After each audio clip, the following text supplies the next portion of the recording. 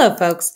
So I let everybody know earlier today that I finally found a link to a list of some of the court documents, and I will be making a video after this one, a companion video to this, that will take you through some of the more incendiary portions of this statement. Now, the statement I'm talking about is the February 27th of 2006 interview with Brendan Dassey by detectives Fossbender and Wiegert. And this took place at the Mishicot High School. I hope I said that right. Now, the thing that gets me about this is they were pretty much setting up Brendan from the get-go. And my problem with this is, what was the catalyst? Why did they all of a sudden decide to talk to Brendan? And in such depth? You know, the murder had occurred about 4 months before, and they hadn't considered to talk to Brendan yet?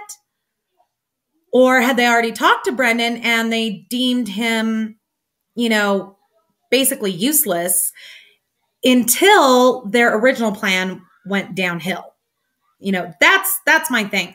Now, I will, you know, in the companion video to this, I'm going to take you through some of the statements that show you what, you know, some of the more interesting points that are made in this statement.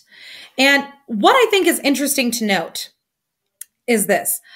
Barb was not present for this. Barb wasn't even notified of this interview until after.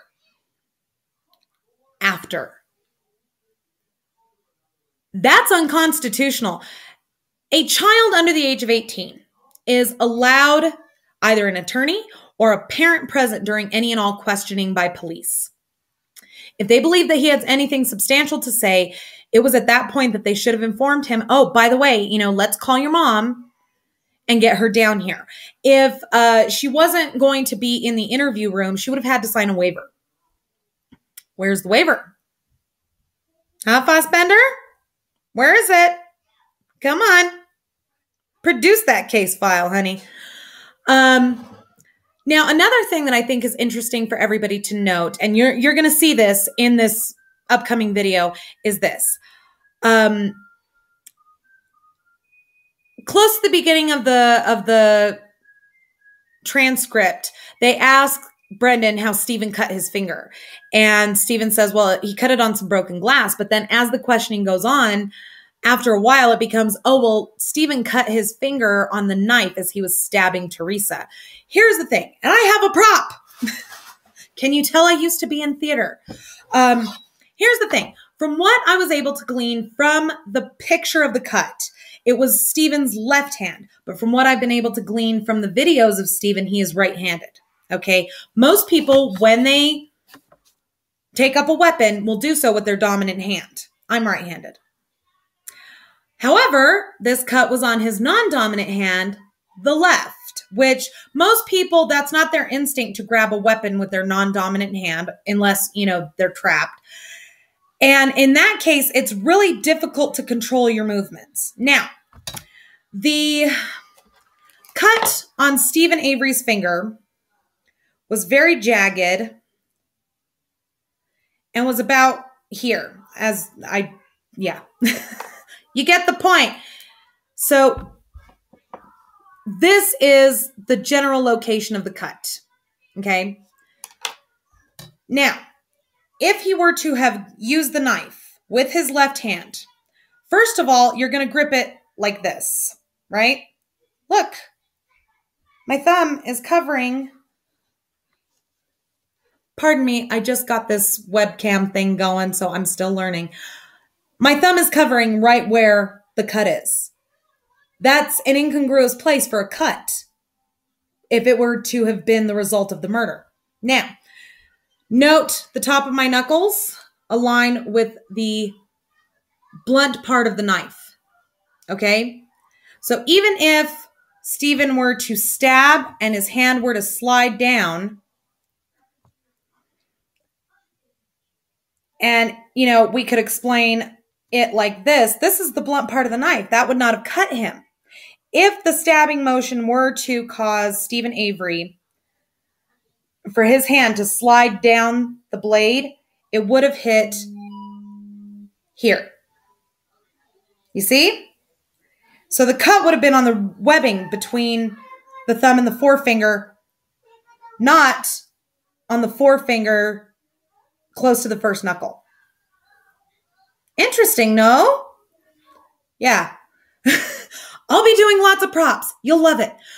So for him to have picked up a knife, stabbed her, and for that to have been the cause of the cut, it doesn't make sense. It doesn't make sense. Now, in this particular statement, Brendan Dassey states that Stephen told him that he tied Teresa up with rope and put her in her own car and stabbed her in the stomach in the car. Where's the blood? I've asked this question before. Where's the blood? Where's the blood? If Stephen Avery had stabbed Teresa Halbach in her trunk, in the hatchback trunk of her SUV, blood would have gone everywhere. Cracks, crevices, it's notorious for finding its way into places you don't want it to be. Where's the blood? They only found a little bit of blood in the trunk of her car. Okay? Now, Brendan Dassey also states that Stephen told him that he drove Teresa's car to its final resting place where it was found by Pamela Stern. Where's the seat? What's the location of the seat when you open up the driver's side door? Because, Stephen, honey, if you're watching this, I'm not trying to be rude. I'm just pointing out some inconsistencies here. Teresa Halbach was a little bitty thing. She was petite. So her seat would have been all the way up so that she could reach the steering wheel and drive properly. Mr. Avery, on the other hand, is a big fluffy fellow, very comfortable. He eats well. I don't blame you, honey. I love food too. And so he would have had to move the seat back in order to make it possible for him to even drive. Now, I will tell you how I know this. My husband is 2 inches shorter than me. And he's also quite a bit more fit. What can I say? I've had 6 kids. So when he drives, he has to pull the seat forward. He has to lower the steering column. And when I go to get in the car afterwards, because I do the majority of the driving, when I go to get in the car afterwards, I have to, I'm cranking my knee on the steering wheel. I have to move at least the steering wheel to get it out of my way. Otherwise, I'm not going to be able to steer. So if the steering column wasn't moved and the seat wasn't moved, Stephen Avery is not the one who drove that car. But there is somebody in the Avery family who fits the build to drive that car without moving the seat. I'm not going to name any names yet. Just saying. Now, let's see. Yes, I have a bunch of notes. Sorry, guys. It's what I do. And I've only got 2 minutes left on this video. Actually, about a minute and a half. Now, Brendan says that, let's see here.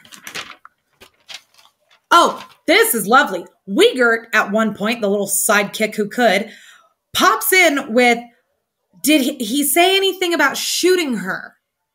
Tell me again how he killed her, how he said he killed her. He was already laying the groundwork to nail Brendan's ass to the wall. On February 27th, he was already laying the groundwork to nail Brendan. Okay? Then, throughout the whole thing, you're going to notice when you read this, through the whole thing, you're going to see that both detectives doing this shit of, well, I heard that Steve told you this. And that's a tactic that police officers use. Typically, they'll use it when they've got like a little bit of concrete evidence, but they just need that confession to, firm it up. Other ones will use it in very coercive manners. And this is one of those cases. Well, I heard Steve told you this and this. And Brendan's sitting there thinking, well, shit, did he? Did I hear that? Is that right? You don't know. You don't know what's going on in here. We will discuss in a future video how our memory plays tricks on us and the tactics that the detectives used and how that played tricks on Brendan. We'll see you in the next video. Thank you for watching.